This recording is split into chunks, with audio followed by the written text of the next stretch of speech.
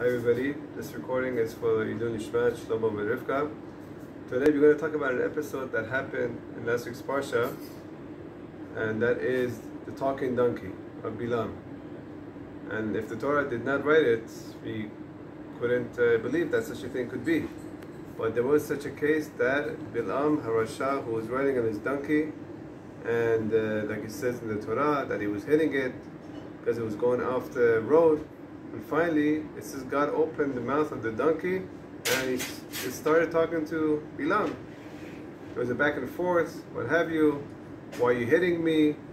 And the Bilam was saying, why should I hit you? Now, we want to stop the story here and we want to ask a question. If somebody's walking in the street or he's riding on a donkey and a donkey turns his face and talks to a human being, what would the reaction of a human being be? I'll be honest with you, I'll probably fall off the donkey and run away.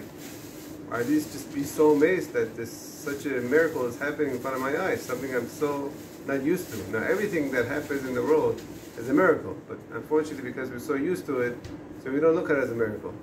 But since something like this happens, a person has to see and wake up and see what's going on over here. What's God's message in a talking donkey to me? Lehavdil, to separate from this Rasha from the Sadiq Moshe Rabbeinu, we see that when Moshe Rabbeinu in Parashat Shemot, when he was with his sheep out in the desert and he saw the burning bush, it says in the Gemara, Moshe Rabbeinu did not walk away from the burning bush. It says, Surana, I will turn my head and see what's going on over here. Why is this miraculous thing happening? Why is this bush burning and not being consumed? And the Gemara says that's what led to Moshe Rabbeinu's greatness, because he was concerned about what he's seeing. What is God's message in this?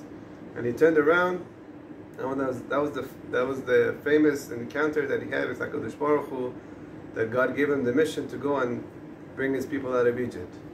But we see over here with Bilam Rasha, he saw this miraculous event happening. Instead of waking up and saying, wow, what's going on over here? What's God's message to me over here?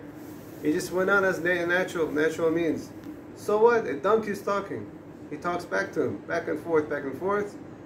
And he stayed Bilam the Rasha to the end, and in the end we saw what happened, that he got killed and he didn't change. As opposed to Moshe Rabbeinu, he took the message in heart and he became the biggest leader that we had in history. We see from this, whatever things that happen in our life, first of all, we should see everything as a miracle and take every message out of everything that happens, especially when big things that don't happen every day, to see what Hashem is trying to tell us and to improve ourselves and to be like Moshe Rabbeinu and not like Bilam Rasha. Thank you.